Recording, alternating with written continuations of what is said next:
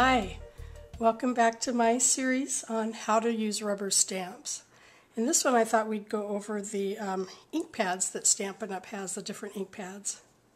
For more ideas and tutorials and samples, be sure to visit my website at www.stampforjoy.com.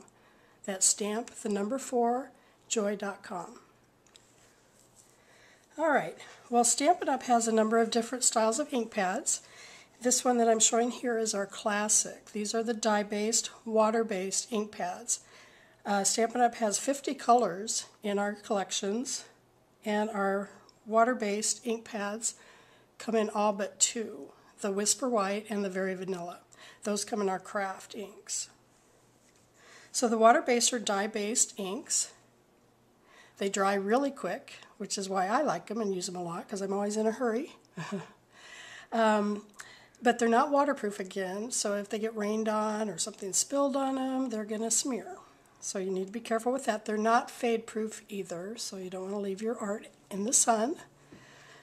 I think they say it'll last about, well, I don't know, it depends on the color, but it'll last a number of years, so if you just keep it out of direct sunlight and away from water.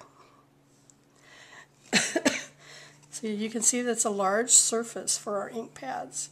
So what you do when you want to open them, you push on the words. Okay? So you can see, I'll just do it here. Push it, lift it up from the back and around, and now you can slide it in and click it, or you can leave it at an angle, you know, tilted, but I usually click it into place so I have a nice firm surface, and then you're ready to go, ready to stamp. So I brought out some Flower Fancy stamps here. I'll show you the set. Just to play around and do a little stamping.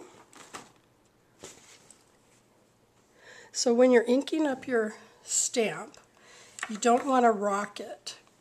You want to just, you know, straight up and down. You can turn it a little bit, but straight up and down. Don't rock it, because then you're going to get ink on the outside edges where you don't want it, and you won't know probably that you have it there until you stamp on your card, and then it's going to show up. So that will be very disappointing. Again, when you're stamping your image, same thing. Straight up and down. I'm just going to do the edge here. Press firmly and then lift straight up. Okay? Now if you wanted to do what's called stamping off, you could stamp it again and again, and it gets lighter and lighter, and that gives you some depth. Okay? But again, you don't want to rock it when you're stamping. After you're done, or if you want to change colors, just stamp it off on your scratch pad. Stampin' Up! Sells these placemats in sets of 100, so they're really great. I use them till they're really looking pretty ratty, but anyway, so you stamp off a lot of the ink. Let me close this up here. Again, to close it, same thing, push on the words, flip it around. That way your ink pad is stored upside down, so the ink's always at the top. Then when you're ready to clean, Stampin' Up! Sells a cleanup pad. These are really nice. They're great for traveling, you know, when you're going to crops or whatever, going to your friends to stamp. So you have one side that you make wet and one side dry. Now I use our Stamp and Mist, and I spray it, and I always spray it in the lid. That way I always know the lid is the wet side. And you could use water. You don't want it to get too wet. But the nice thing about the Stamp and Mist, and you can see mine's well loved too, is that it helps to condition your rubber. You know, like rubber bands, after you use them a while, or they sit around a while, and they get all old and brittle, and then they start breaking. So you don't want your stamps to start cracking. So this helps to condition them too. So you clean it in the wet, then in the dry, and now it's ready to go if you want to change colors or just store your stamp away. Whatever, it travels really easily. I told you about our water-based inks. 2 of our water-based inks, the basic black and the basic brown, they are waterproof. So you can use these when you want to stamp and do some watercoloring or anything that's wet. with them and they won't run. Okay. They are quick drying too. Another type of ink pad that Stampin' Up! Has are the Stampin' Spots, and these come in both the water-based ink that you saw before. It's just a smaller pad. These are 1-inch pads. You can see here. They're sold in sets of 10. They're little 1-inch pads. So this is a nice way to get a lot of color without investing in the big pads all at once, because there's some colors you may not use very much. So you could get a set of Stampin' Spots, and then the ones you find you use a lot, then you can invest in the larger ink pad.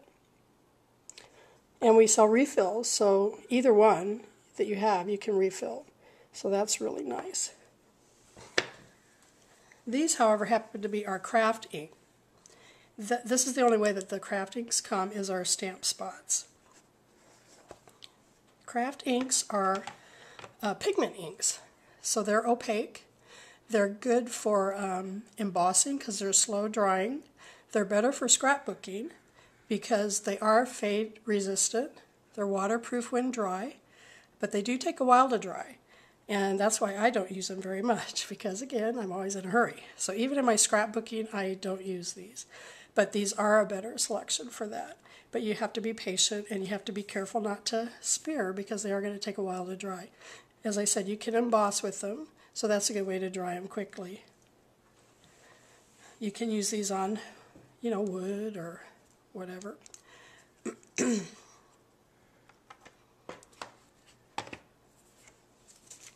Another ink pad that Stampin' Up! Sells is the StazOn Jet Black. And these come in the jet black and white. And these are a solvent ink pad. So they have I can't smell anymore, but I remember them not smelling so good. I haven't heard complaints from my customers, but they do have an odor to them. But these are quick drying. But these are also good along with paper if you want to do watercoloring with them. They're good for non-porous surfaces or non-traditional surfaces, non-paper surfaces like wood, metal, plastic, glass. This is your selection right here. Tiles, when we make tiles, I use these a lot. So they're quick drying, waterproof. All right. And the last one I want to show you is our Versamark. Versamark you can also you can also emboss with. There's a number of techniques you can use the Versamark with, but the one I'm going to show you right now is what's called watermark. So you can stamp, you can take, because our cardstock comes in all our colors also, so you could take this cardstock and the same ink pad and stamp in the same color, and it would give a watermark effect. But say you didn't have all the ink colors, you could use the Versamark and do the same thing. So now these are a little more squishy, so again, you don't ever want to squish down on your ink pad. But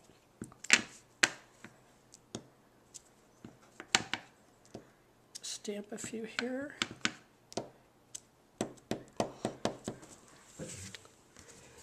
And can you see it's got kind of a watermark effect? Isn't that cool? Now these are a little slow drying, so if I wanted to, I could pour some embossing powder on here and emboss those images. Or I could let it dry and leave it just like that, maybe as a nice background. So again, there's other things you can do with the Versamark. But that's a quick introduction to our different ink pads. And again, if you have any questions, just contact me via my website, www.stampforjoy.com. And I look forward to seeing you next time. Bye-bye.